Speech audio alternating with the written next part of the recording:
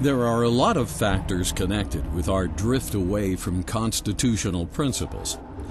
Among these, the most debilitating is our banking system, the Federal Reserve.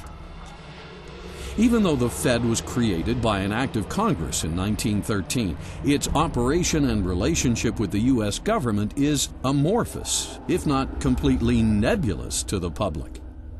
Some claim this is by design, for the Fed conveniently operates as a close partner when Congress needs to borrow yet more money, but an independent agency when it's convenient to insulate itself from political fallout or its part in precipitating recessions.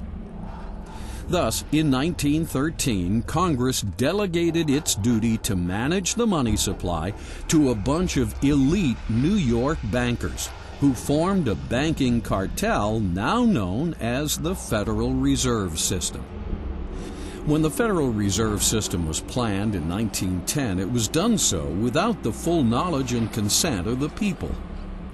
Born in secrecy on an island off the coast of Georgia, elite bankers of the time sought to establish a central bank that would mimic European banks and ultimately give them complete control over the nation's money.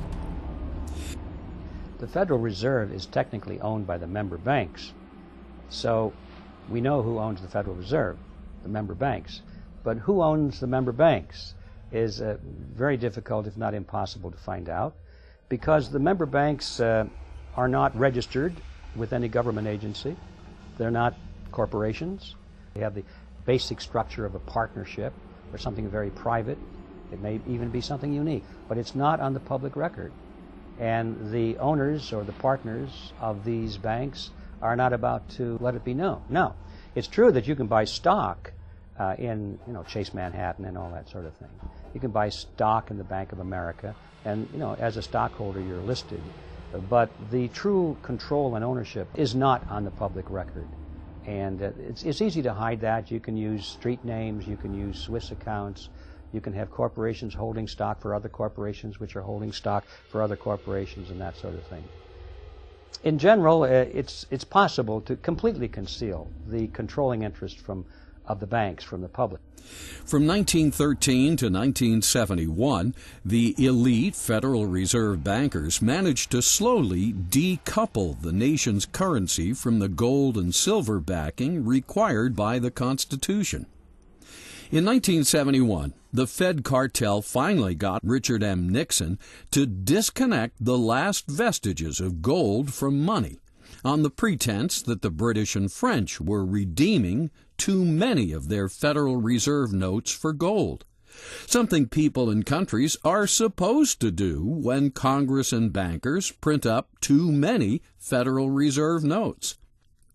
But when you went off the gold standard, finally, when we cut it loose in 1971, when I was in Nixon's White House, and the reason we went off the gold standard totally, was that all these dollars that we had poured out in the United States had gone abroad, and the British were coming in with our dollars demanding gold at $35 an ounce or $42 an ounce. They would have cleaned us out. So Nixon shut the gold window. Now that the bond between gold and paper money has finally been broken, over the period of 1913 to 1971, the elite bankers print up as much fiat currency as Congress demands for all manner of welfare and warfare purposes. Of course, anybody who likes big government, whether it's for the welfare state or for warfare, do not like the restraints of a gold standard, because then governments would have to pay for everything. They'd have to tax the people. And if the people were taxed today for all the welfare and all the warfare, all of it would end. The relationship between fiat money and wars is direct and immediate. Wars at the scale that we know them in the modern world would simply not be possible, and they would not happen if it weren't possible for the nations who are waging those wars to raise the money from the population through the hidden tax called inflation. Inflation is caused by the Federal Reserve System, through fiat money, the creation of money out of nothing. So, if it were not for fiat money, most of the wars that we've known in recent times simply would not have been fought on either side. Ultimately, all the money that is used to stimulate, rescue, or bail out corporate entities that are too big to fail comes from the Federal Reserve System's power to create money out of thin air, also known as monetized debt, as more fully covered in the movie Fiat Empire. The 2008 Bear Stearns, Fannie Mae, Freddie Mac, AIG, and $700 billion Wall Street bailout, root cause fiat money, not subprime lending, as Treasury Secretary Paulson claimed, are only the most recent examples.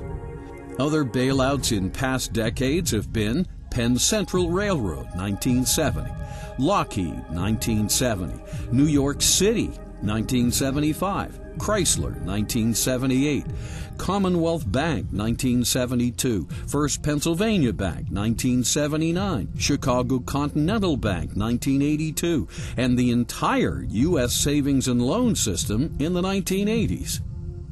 The Federal Reserve System makes all this moral hazard possible. Even though the original intent of the founders was for Congress to be the most prominent branch of our government, today's congressmen are shirking this responsibility.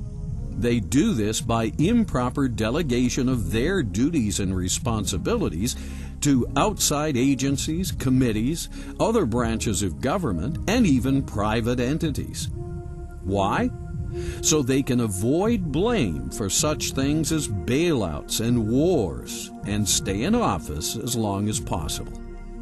To the degree they can get the courts or the president to decide on the tough issues, they can avoid making unpopular choices that could get them voted out. Money is the primary touchy issue because money represents the energy of the citizens.